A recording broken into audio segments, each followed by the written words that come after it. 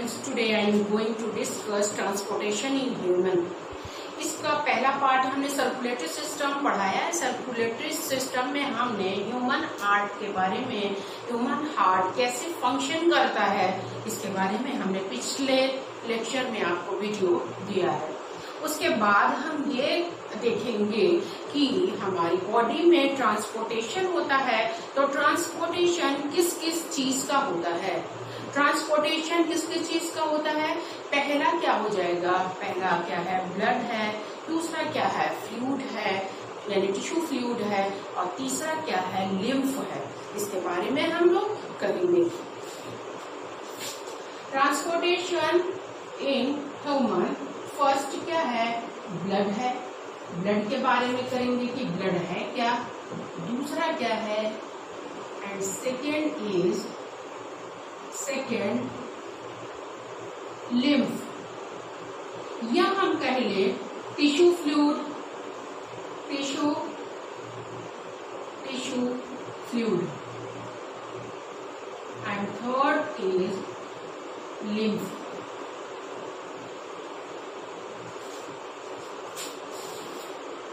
पहला ब्लड है, ब्लड के बारे में हम लोग डिटेल पढ़ेंगे कि ब्लड में क्या क्या आएगा, ब्लड के पार्ट क्या क्या हैं। पहला तो प्लाज्मा हो जाएगा, दूसरा क्या हो जाएगा, पहला प्लाज्मा हो जाएगा, और दूसरा ब्लड के जो कंपोनेंट हैं आरबीसी, डब्ल्यूबीसी और प्लेटलेट, ये सारे आ जाएंगे।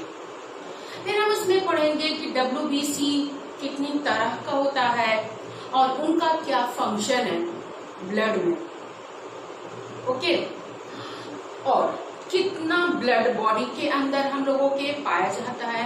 करीब 6 से 7 लीटर ब्लड पाया जाता है हम लोगों की बॉडी में, जिसका पीएच कितना होता है, जिसका पीएच 7.4 होता है। ब्लड का पीएच क्या होगा, ब्लड का P H 7.4। pH means power of hydrogen, यानी power of hydrogen in blood में कितना है, 7.4, जबकि आप जानते हो कि pH में यहाँ पर क्या है, 7 पर, 7 से ज्यादा बढ़ेगा 8, 9, 10, ये तो क्या हो जाएगा, बेसिक कैरेक्टरिस्टिक हो जाएगा। इनसे कम होगा 6, 5, 4, 3, 2, ये होगा तो एसिडिक कैरेक्टरिस्टिक हो जाएगा। तो इसका मतलब ब्लड का नेचर क्या है, यानी ब्लड जो है कैरेक्टर में क्या है, बेसिक कैरेक्टर रखता है, ओके, क्योंकि इसका पीएच क्या है, 7.4, ठीक है, पीएच कितना है, 7.4, है ना। अब हम ये कहेंगे, ठीक है, अब हम ये कहेंगे कि ब्लड में, बताते हैं,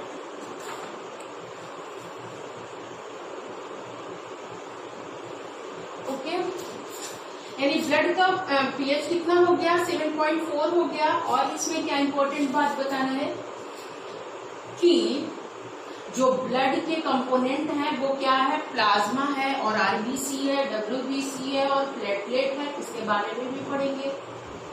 ये ब्लड क्या करता है, ये फ्लूइड बॉडी में सारे, यानी इनका फंक्शन क्या है, इनका फंक्शन है ट्रांसपोर्टेशन करना। किस चीज का ट्रांसपोर्टेशन करना, फर्स्ट कार्बन डाइऑक्साइड, दूसरा क्या है, ट्रांसपोर्टेशन ऑफ कार्बन डाइऑक्साइड, दूसरा ट्रांसपोर्टेशन क्या है,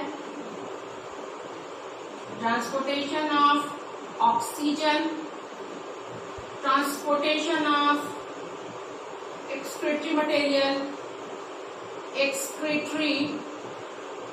मटेरियल, नेक्स्ट क्या है, ट्रांसपोर्टेशन ऑफ न्यूट्रिएंट बहुत सारे वर्क, यानी जितने भी वर्क बॉडी के अंदर हो रहे हैं वो किसके थ्रू होंगे, स्टार्टिंग में ही हमने बताया वो किसके थ्रू होंगे, ब्लड के थ्रू ही होंगे। एक प्लेस से दूसरे प्लेस पर क्या है ले जाए जाएंगे, चाहे कार्बन डाइऑक्साइड हो, चाहे तो ऑक्सीजन हो, चाहे एक्सक्रीटिव मटेरियल हो, चाहे टेम्परेचर हो, चाहे कोई बॉडी में कोई इन्फेक्शन अटैक किया है तो उस वक्त ब्लड में ही आकर के, यानी ब्लड के जो कैपिलरीज है उसके ऊपर के सरफेस पर यही ल्यूकोसाइड सेल्स, न्यूट्रोफिल सेल्स वहां पर आकर मंडराने लगते हैं कि इनको क्या करना है, इस जो जर्म्स अटैक किया है इसको मार डालना है।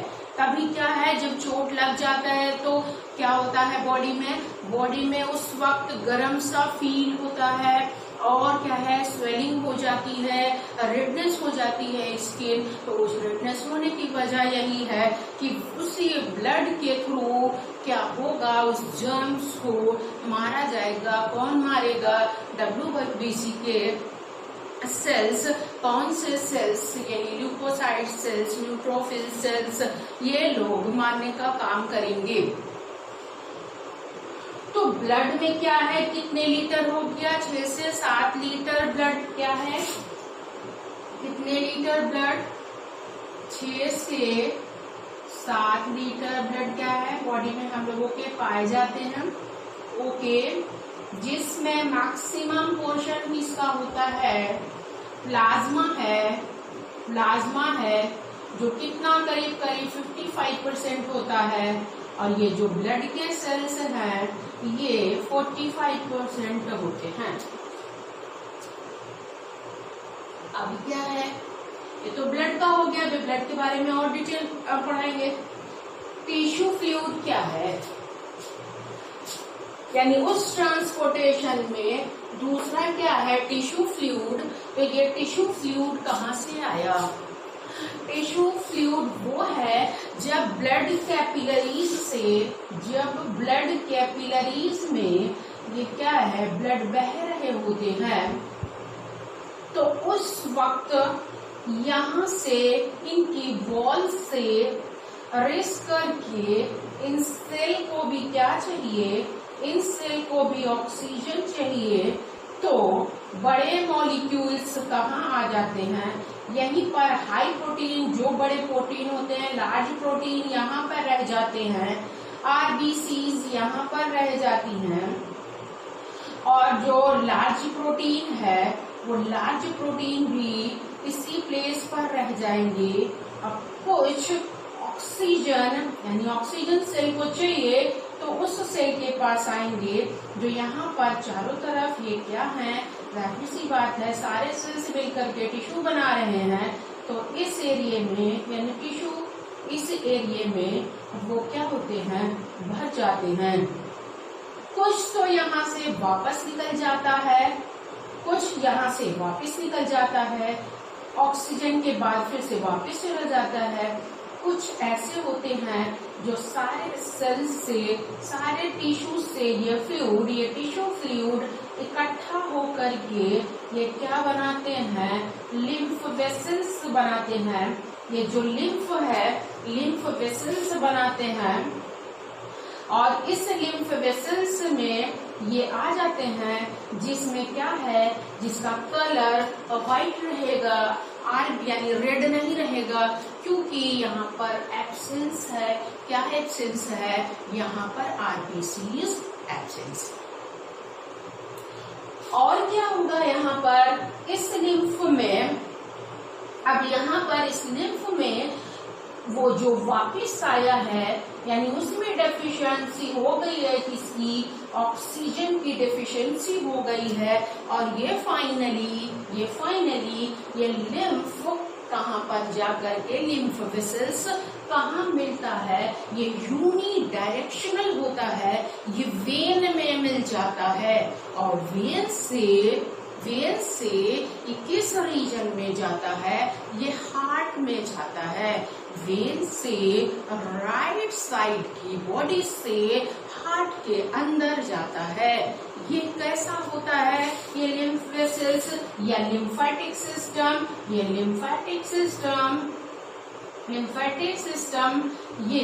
यूनिडायरेक्शनल होता है, लेकिन ब्लड सर्कुलेटरी सिस्टम में वो क्या होता है? बाय डायरेक्शनल होता है। इसके बारे में हमने प्रीवियस कक्षा में अच्छे से बताया है। तो यानी ब्लड क्या है? ब्लड सर्कुलेटरी सिस्टम क्या हो गया? ब्लड सर्कुलेटरी सिस्टम ये क्या होगा? Bidirectional. ओके।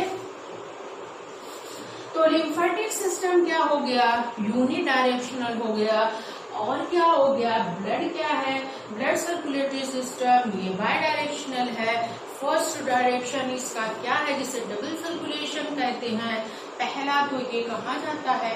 लंग्स के पास जाता है, और लंग्स से ये फिर से हार्ट में एंटर होता है ना? ये एंटर होता है। फिर उसके बाद दूसरा सर्कुलेशन कहाँ होता है? दूसरा सर्कुलेशन एरोटा के थ्रू पूरे बॉडी में होता है। ठीक है, ये क्या है? बाय डायरेक्शनल है। लेकिन लिम्फेटिक सिस्टम क्या है? यूनिडायरेक्शनल होता है। इस बात को बहुत अच्छे से याद रखना कि लिम्फेटिक सिस्टम क्या होता है? यूनिडायरेक्शनल, एक ही डायरेक्शन में होता है, वापस नहीं जाता।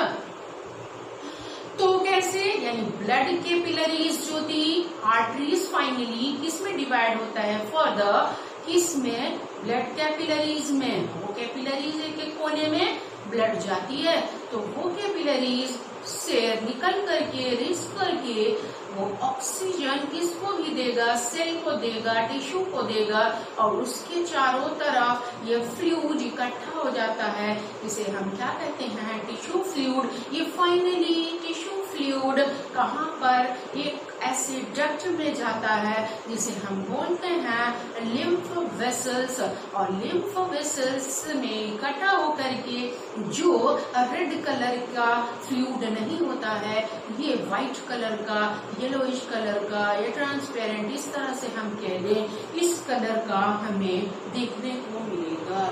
जैसे कहा जाता है कि आर्टरीज में वो ब्लड का कलर किस कलर का होता है? ब्राइट कलर का होता है, लेकिन वो वेन में ब्लड का कलर कैसा होता है? ब्लड का कलर वहां पर डार्क होता है। तो क्यों डार्क होता है? Due to the reason of oxygen. क्योंकि आर्टरीज में जो ब्लड है, वो ब्लड में ऑक्सीजन की क्वांटिटी ज्यादा होती है, इसकी वजह से वो उसमें ब्राइटनेस होता है। लेकिन वेन में वहां पर ऑक्सीजन की क्वांटिटी कम होती है और कार्बन डाइऑक्साइड की क्वांटिटी ज्यादा होती है, इसलिए वो डार्क कलर का होता है। अगर डिफरेंस आएगा तो मेरी बात को याद रखना।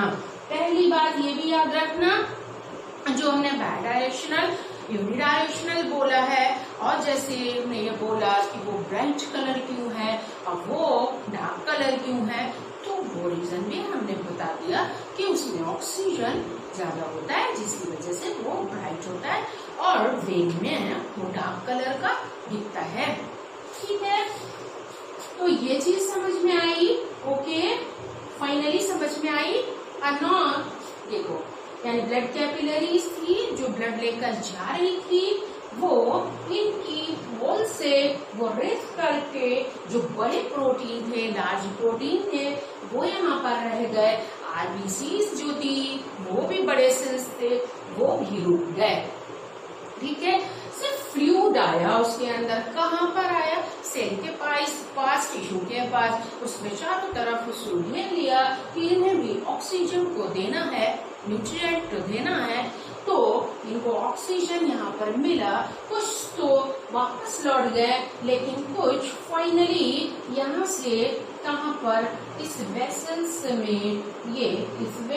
में आकर के लिम्फ वेसल्स में आकर इकट्ठा हो गए, और लिम्फ वेसल्स कहाँ जाकर के ओपन हुई? ये ओपन हुई कहाँ? वेन में, और वेन से कहाँ गई? हार्ट में, यानी राइट साइड के हार्ट में जो ओपनिंग है ना, उस ओपनिंग से उसके अंदर चली गई। तो ये है ब्लड, टिश्यू फ्लूइड और लिम्फ। ओके, कुछ कॉपी करना है तो पॉज करके कॉपी कर लीजिए। तो फिर हम ब्लड और टिश्यू फ्लूइड और लिम्फ के बारे में थोड़ा थोड़ा सा 2-2 पॉइंट लिखवा करके फिर आगे ब्लड को डिफाइन करते हैं कि कौन कौन से सेल्स पाए जाते हैं ब्लड में। ओके,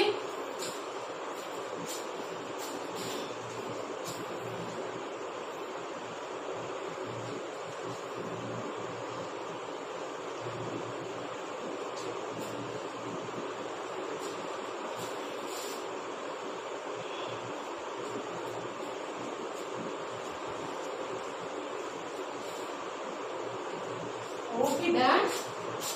चलिए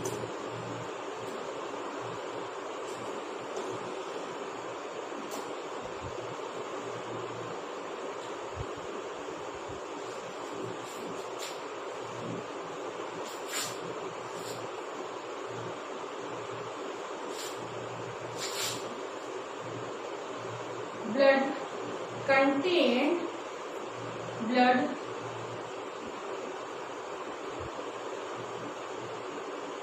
contained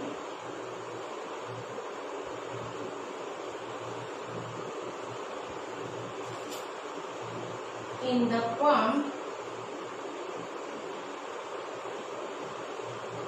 house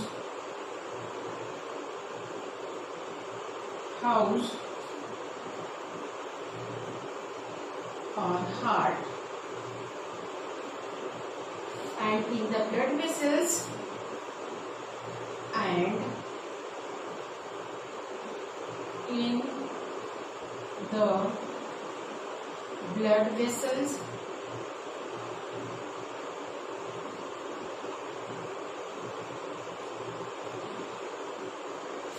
arteries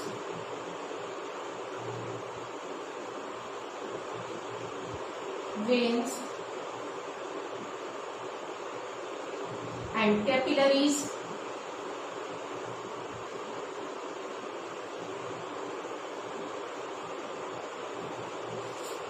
of the circulatory system.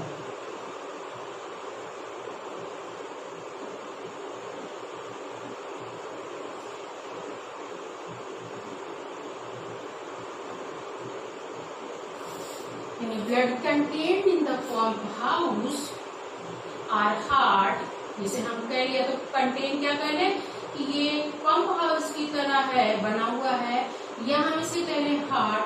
And the blood vessels क्या है, कौन कौन आएंगे इसके अंदर? Blood vessels, arteries, veins and capillaries of the circulatory system. Okay, next tissue fluid.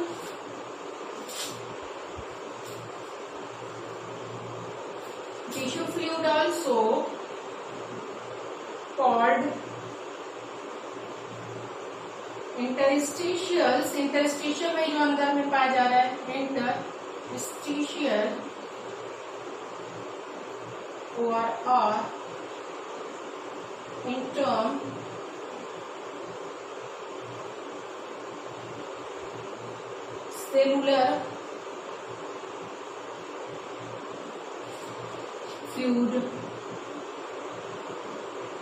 cellular fluid,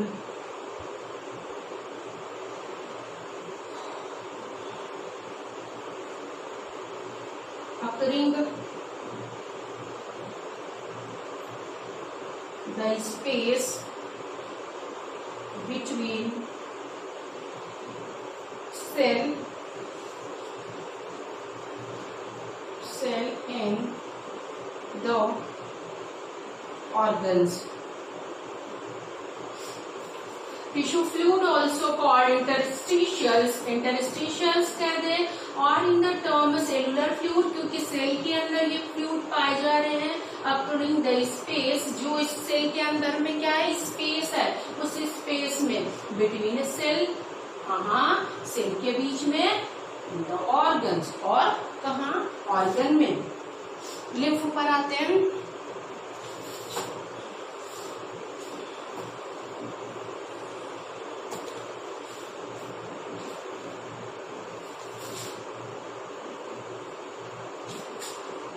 lymph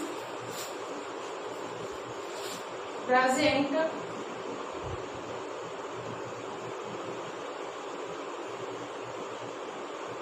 within the lymph vessels and the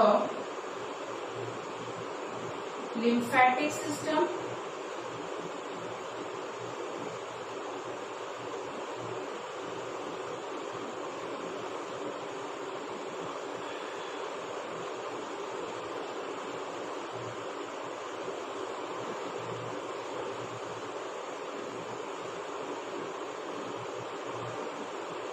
for example जैसे spleen, tonsils, with the help of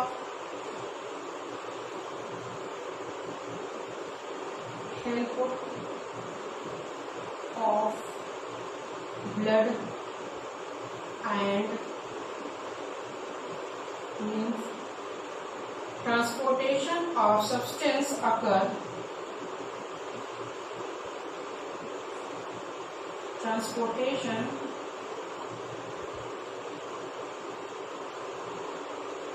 of substance occur in our body. It is unidirectional.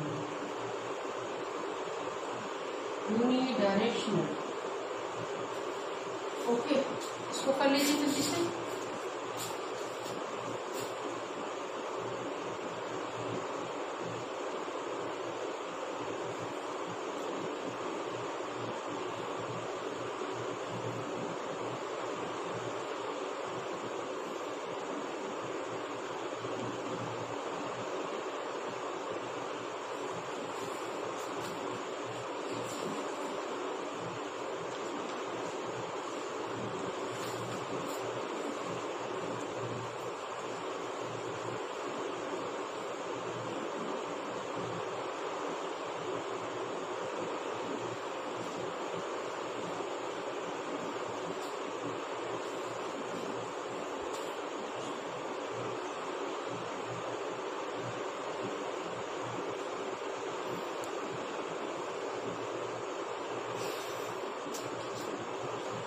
Okay, done. Race करते हैं।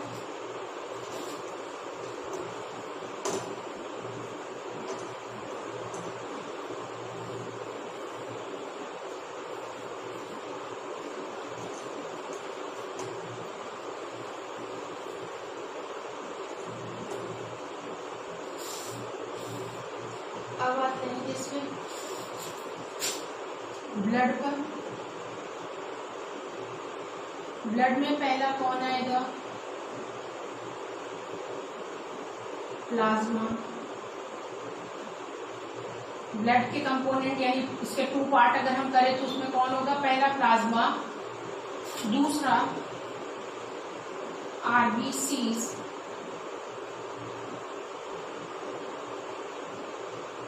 WBC,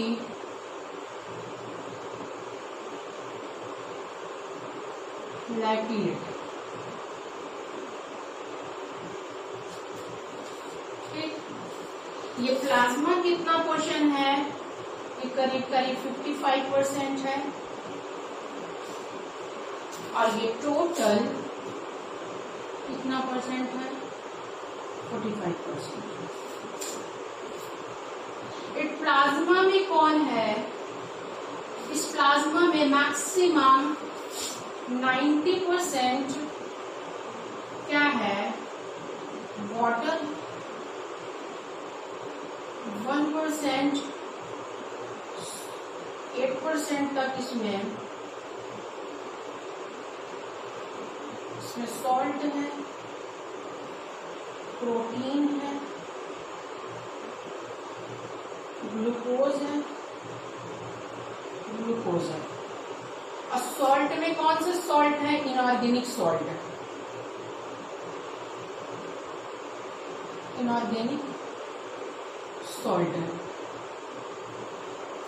कितना percent?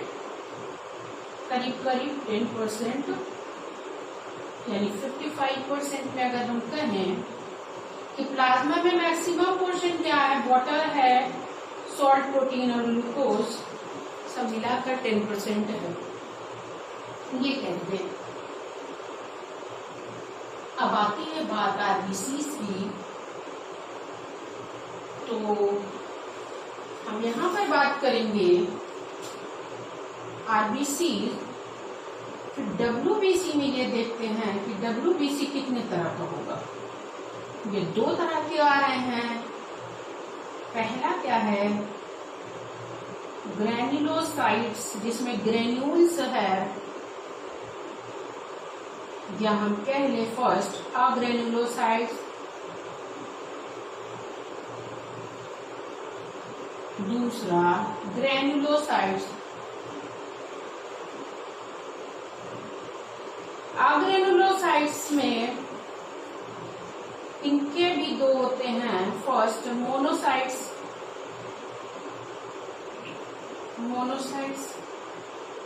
Second lymphocyte,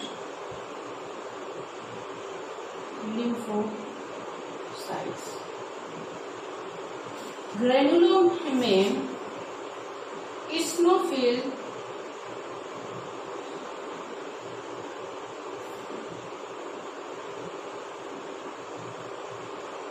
basophil,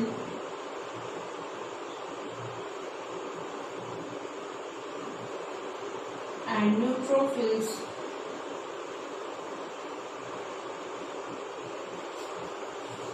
ये होते हैं। नाम सबके learn करना पड़ता है, ठीक है। देख लीजिए जल्दी से, आगे करवाते फिर।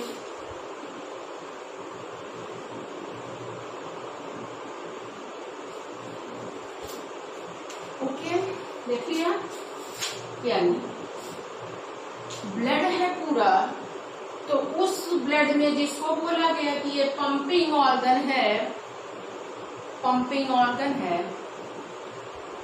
जिसे हम हार्ट कह रहे हैं, ये क्या करता है, बाकी की सारी चीजों को लेकर ट्रांसपोर्ट करता है, एक प्लेस से दूसरे प्लेस पर जाता है।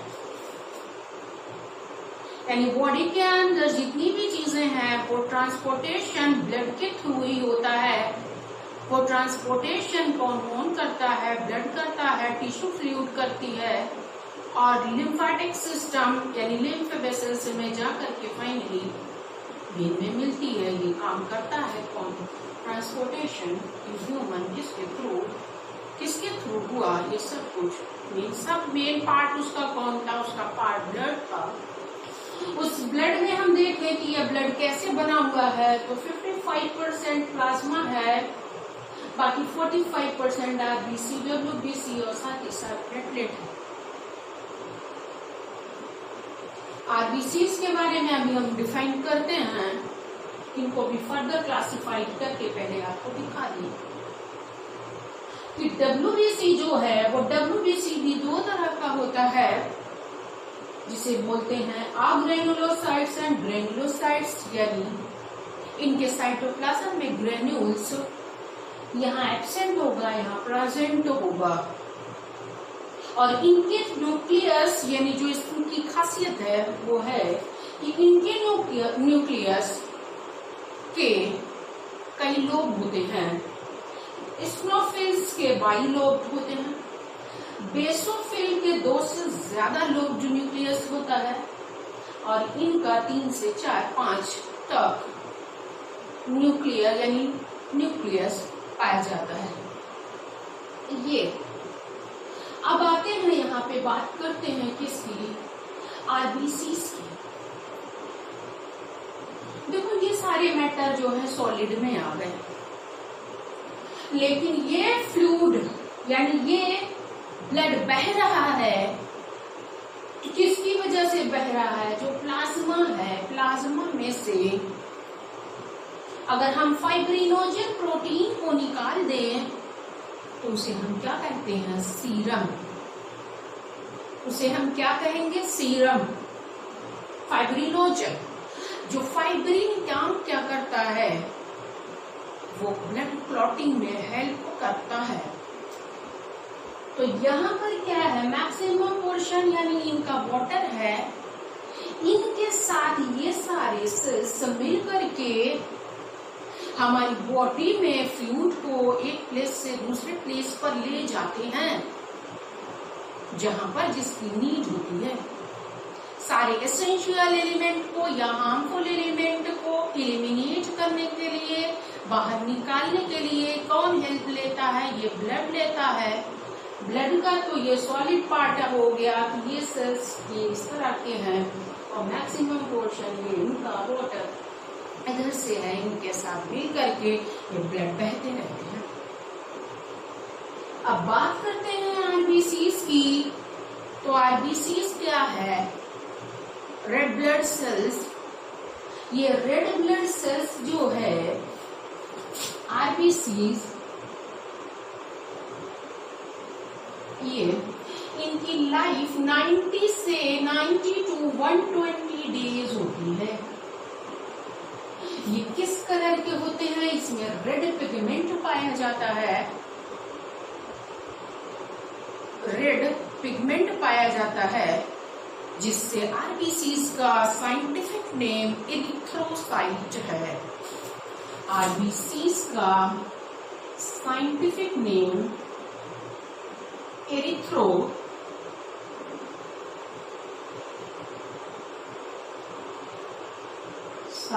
होता है, एरिथ्रोसाइट सेल्स होता है।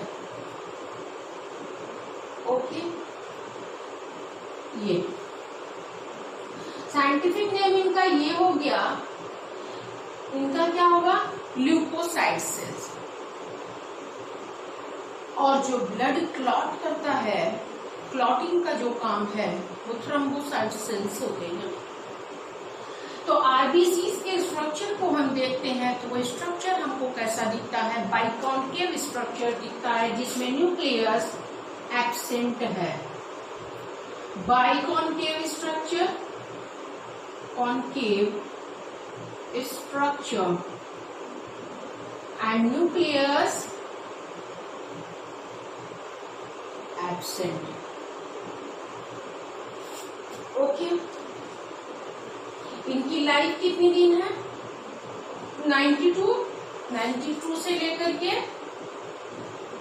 यानी 90 से लेकर के 120 दिन तक इनकी लाइफ होती है। इनका फॉर्मेशन कहाँ होता है, बोन मैरो में होता है। ये डेड कहाँ होते हैं, ये डेथ इनकी लीवर और स्प्लीन में होता है। पहला अगर कहीं भी ऑब्जेक्टिव टाइप क्वेश्चन में आंसर रहता है और ऑप्शन दिया रहता है कि इनका डेथ कहाँ है, जो जिसे बोलते हैं कि आरबीसीज का ग्रेवयार्ड यानी कब्रस्तान कहाँ है, वो स्प्लीन है। अगर स्प्लीन ऑप्शन नहीं है तो लीवर बोलोगे। ये किस कलर के होते हैं, ये रेड कलर के होते हैं। साइंटिफिक नेम क्या है, एरिथ्रोसाइट। दूसरा किस्सा कैसा स्ट्रक्चर है, बाइकॉन्केव स्ट्रक्चर है। इनका फंक्शन और क्या है, ये ऑक्सीजन और कार्बन डाइऑक्साइड को अपने ऊपर चिपका कर आसानी से कैरी करते हैं, एक प्लेस पर दूसरे प्लेस पर ले जाते हैं, और इनमें न्यूक्लियस एब्सेंट होता है। ओके, अब बात आएगी किसकी, एक एक को बताते जाते हैं, थोड़ा सा लिखवाते हैं। ठीक, हाँ,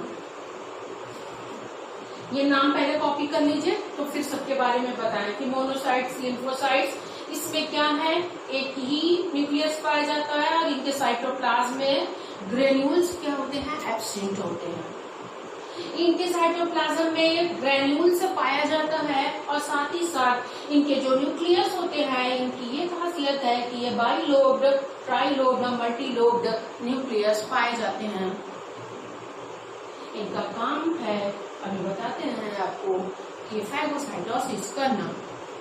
ठीक है, इससे बाय स्टेप करते हैं, पॉज करके कॉपी करिए, आगे करवाइए।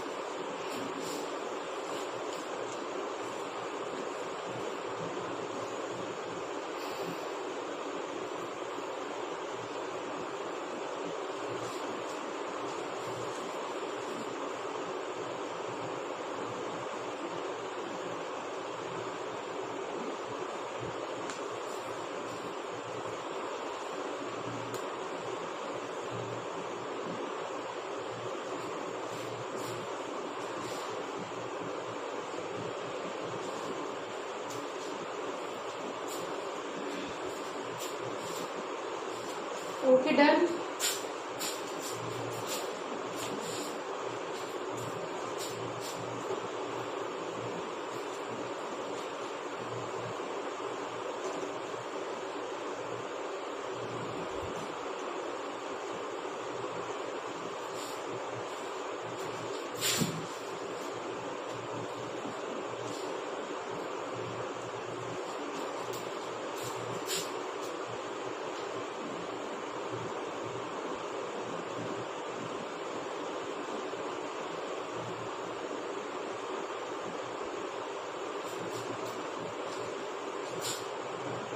Red blood cells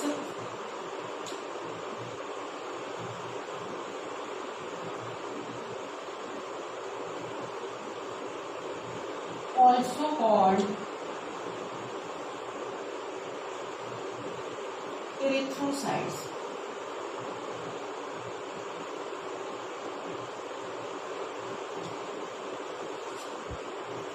They are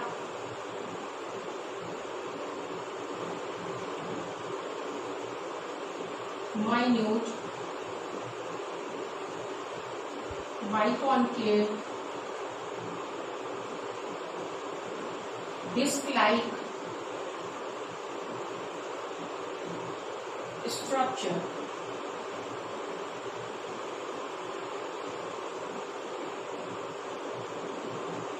having no nucleus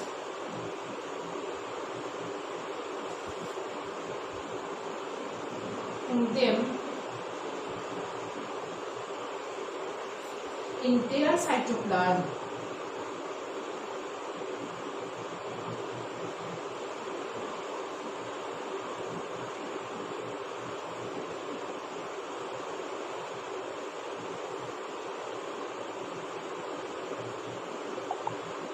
Is present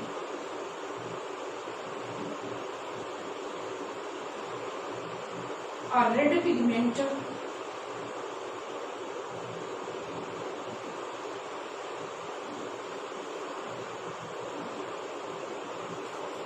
hemoglobin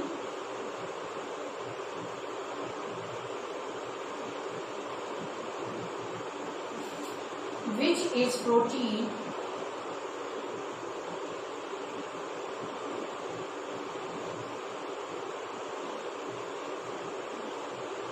globin with iron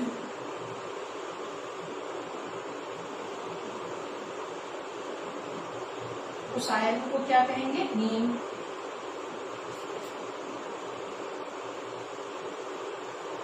it's molecules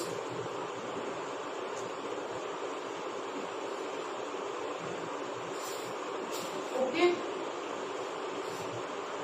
copy कर लीजिए। तो व्हाइट ब्लड सेल्स के बारे में भी करवाएं।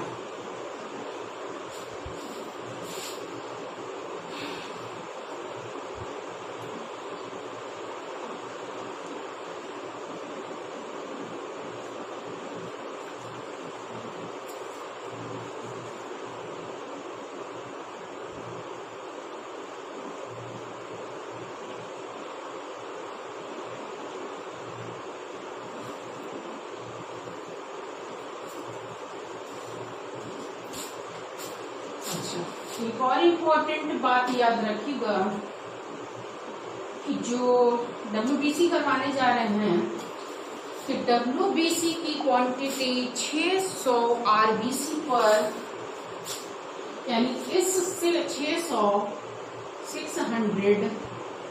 RBCs पर एक WBC होता है। लाइफ 2 से 3 दिन तक होती है। व्हाइट ब्लड सेल्स, हेडिंग डालिए white blood cells, white blood cell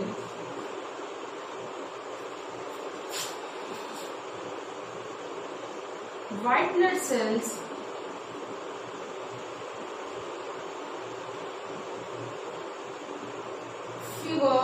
few मतलब कुछ ही, fewer in number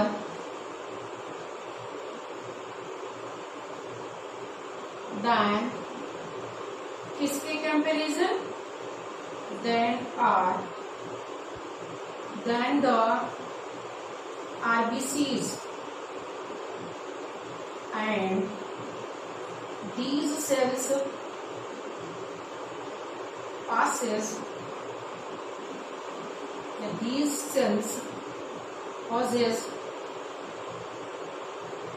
न्यूक्लियस, इनमें न्यूक्लियस पाया जाता है, बता दिया हमने पहले भी, nucleus but no haemoglobin,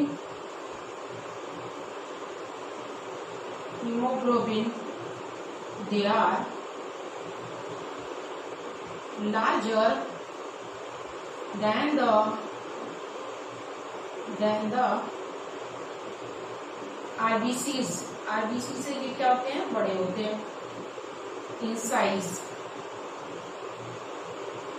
and possess the power of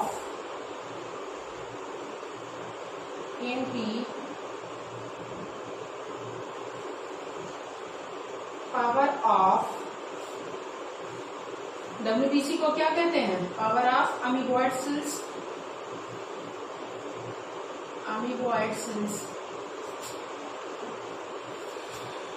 इतना लिख लीजिए तो और करवा,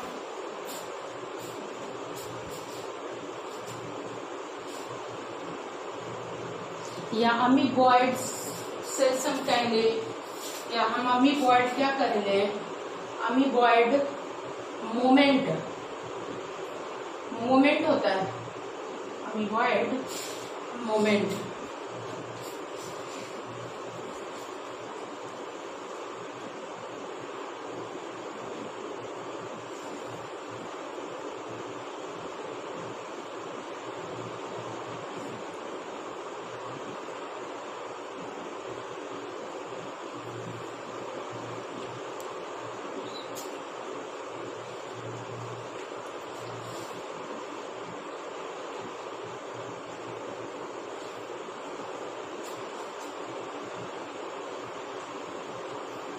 ओके डन, अमीबॉइड मोमेंट। और इसको हम क्या कर सकते हैं, इस WBC को हम डिवाइड करते हैं इसमें, किसमें, दो कैटेगरी में, ग्रेनुलोसाइट्स और अग्रेनुलोसाइट्स। और कितने आते हैं, 5 आते हैं ना, ठीक है। चलिए करवाते हैं इसको भी।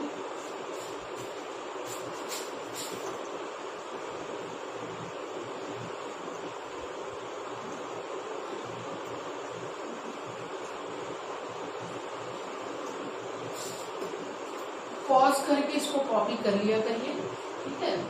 इसलिए थोड़ी देर के लिए हट जाते हैं बोर्ड के पास से, क्या आप कर सकें।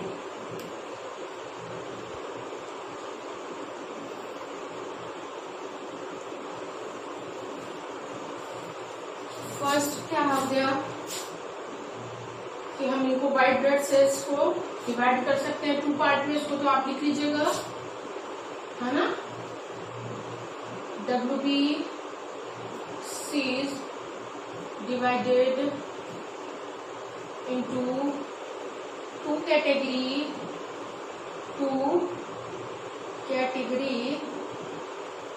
First, granulocytes,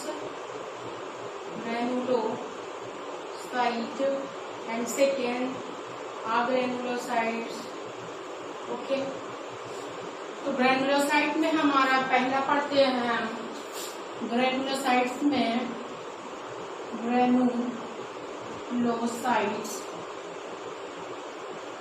first eosinophil cell.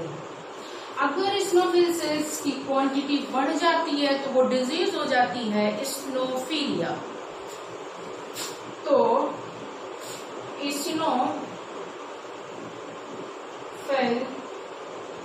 इस्नोफिल्स के बारे में करेंगे। These cells have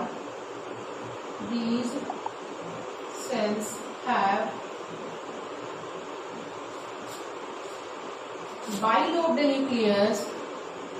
अभी हमने बताया था ना इसके बारे में, bilobed nucleus इसका स्ट्रक्चर कैसा हुआ, ये इनका स्ट्रक्चर हुआ बाइलोब्ड बनाने के लिए। ये स्ट्रक्चर किसका हुआ, स्नोफिल्स सेल्स। क्वांटिटी बढ़ गई तो कौन सी disease, eosinophilia. These cells have bilobed nucleus। Second point अगर हम ये लिखें तो ये लिखेंगे कि increases in the number, जैसा अभी मैंने बताया, increases in the number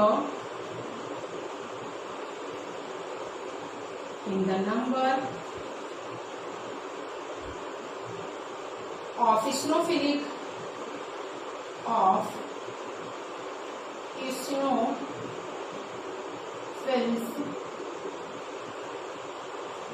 in blood is called, कौन सी बीमारी, स्नोफीलिया।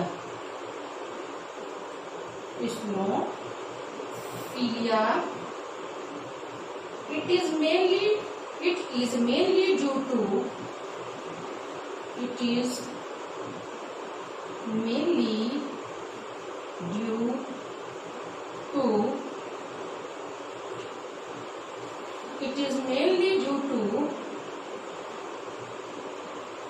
parasite infection,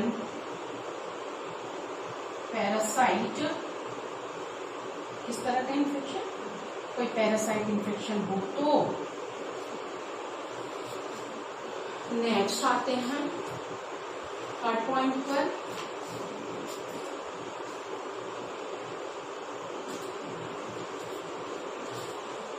यानी कैसा है, बाइलोब्ड न्यूक्लियस पाया जा रहा है। इसके साइटोप्लाज्म में क्या पाए जाएंगे, ग्रेन्यूल्स पाया जाता है। और स्नोफिल सेल्स की अगर ब्लड में क्वांटिटी बढ़ जाती है तो वो डिजीज हो जाती है स्नोफिलिया। और ये क्या है, ये पैरासाइट इन्फेक्शन होता है, जिसकी वजह से बार बार क्या होता है, लंग्स में भी प्रॉब्लम आती है, छींक आता है, और क्या होता है, नेज़िबिया यानी कि नाक का बहना।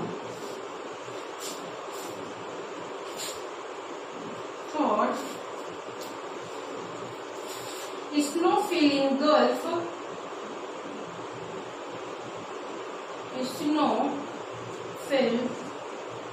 engulf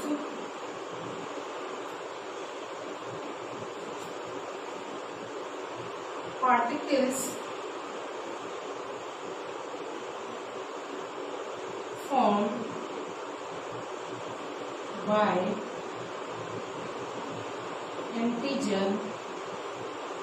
antibody reaction, antibody reaction। अच्छा, स्नोफिल्स क्या करता है, इंगल्फ करता है उस पार्टिकल्स को जो फॉर्म्ड है, बना हुआ है बाय एंटीजन के थ्रू एंटीबॉडी रिएक्शन। अच्छा, अपनी बॉडी में क्या होता है, अपनी बॉडी में एंटीबॉडी पाए जाते हैं। और क्या होता है, जैसे ही कोई पैरासाइट बॉडी के ऊपर अटैक किया तो यानी पैरासाइट यानी एंटीजन वो अटैक किया तो उसके अगेंस्ट में एंटीबॉडी बनना शुरू हो जाता है। ये किसके कंपोनेंट है, WBC के है। तो WBC हमें क्या करता है, इम्यून पावर बढ़ाता है और क्या करता है, फाइट करता है किससे, पैरासाइट से, किससे, माइक्रो ऑर्गेनिज्म से, माइक्रोब से, इनसे क्या करता है, फाइट करता है। जैसे ही कोई पैरासाइट बॉडी के अंदर इंटर हुआ, वो एंटीजन उसके अगेंस्ट में एंटीबॉडी बनना शुरू हो गया। किसने बनाया, स्नोफिल सेल्स ने यहाँ पर उस पैरासाइट के लिए बनाया और उसे क्या करा, इंगल्फ करना यानी हजम करना शुरू कर दिया।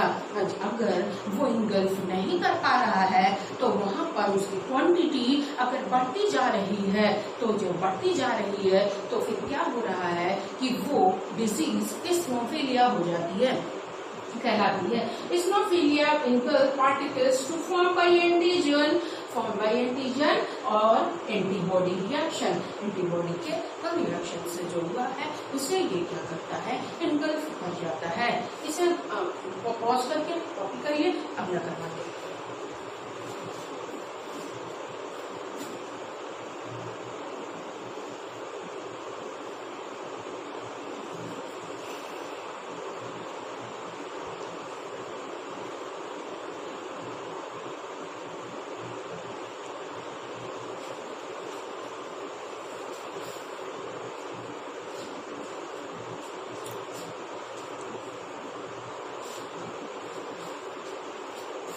डन। नेक्स्ट आते हैं बेसोफिल सेल्स। बेसोफिल सेल्स में 2 से ज्यादा लोब पाए जाते हैं, यानी बाइलोब से ज्यादा लोब न्यूक्लियस पाया जाता है।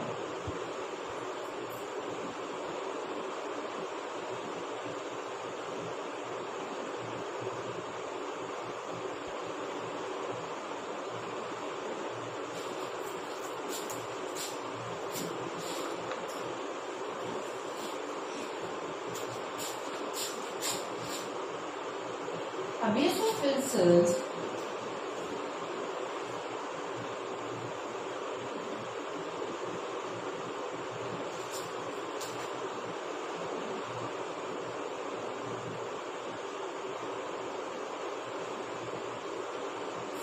has 2 or more lobe.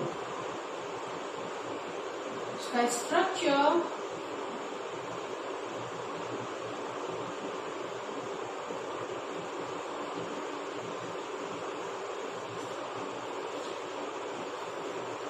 more lobes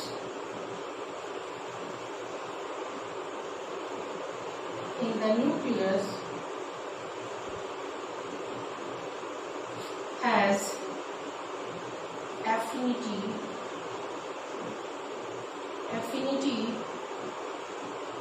for basic dyes and stain blue black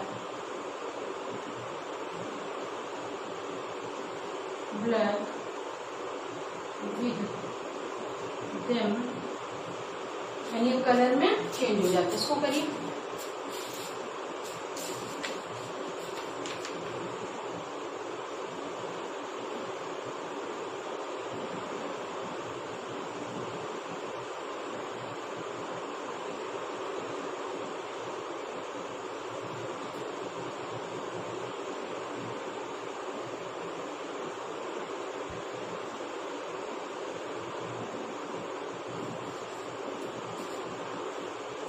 It produces a chemicals histamine which dilates blood vessels and making their walls leaky for other leukocytes fight germs.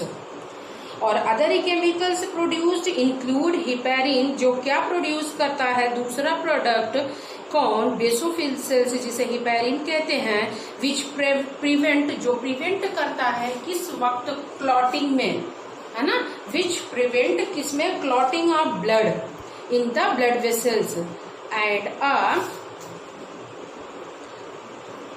And serotonin are construct a blood vessels.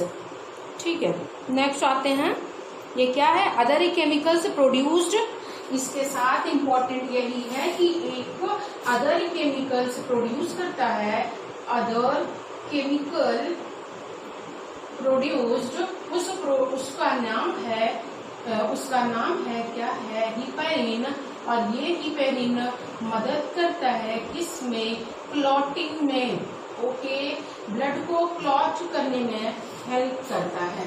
तो उस करके copy करिए, उसे ink डाल लें pen में।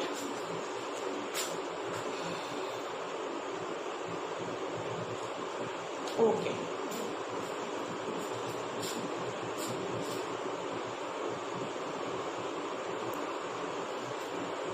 Next आते हैं न्यूट्रोफिल सेल्स। न्यूट्रोफिल सेल्स के बारे में कर ले।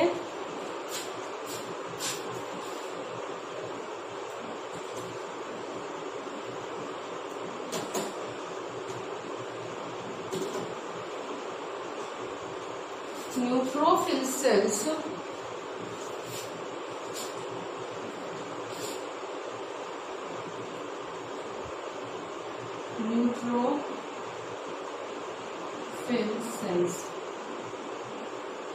ये ग्रेनुलोसाइट्स कंप्लीट हो जाएगा। फिर आप ग्रेनुलोसाइट्स की बात नेक्स्ट लेक्चर में करेंगे। न्यूक्लियस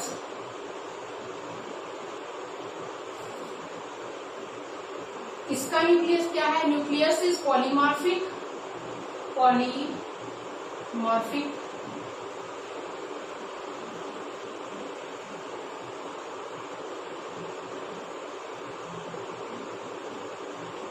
इस तरह का structure polymorphic with 3 to 5 lobe connected by very thin strands and get stemmed with neutral dyes. They protect body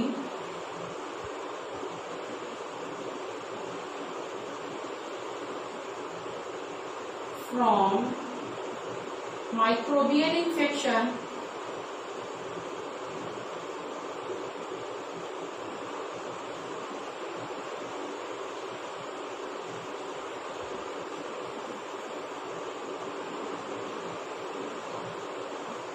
they engulf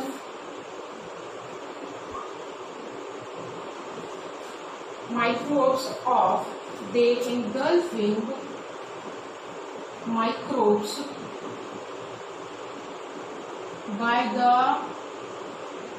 phagocytosis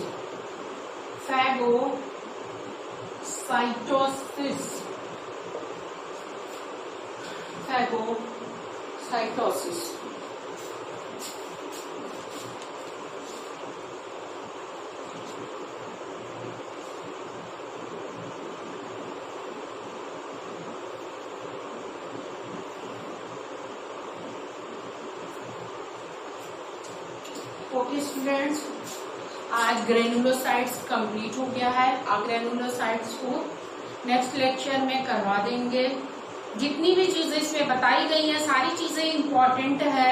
इन सारी चीजों को बोर्ड एग्जामिनेशन के लिए आप पढ़ते रहिए। आप लोगों का सिलेबस देखा है, मैक्सिमम चैप्टर हमने क्या है कवर कर दिया है। सिर्फ एक्सक्रीटरी सिस्टम अभी रह गया है। अगर वो पॉसिबल होगा तो जब तुम लोगों का एग्जाम होगा तब तक हो सकता है एक्सक्रीटरी सिस्टम भी हो जाए। नहीं तो इतनी सारी चीजें पढ़ करके बहुत अच्छे मार्क्स आप लोगों को लेकर के आना है। Okay, good bye for today, see you soon next class. Thank you.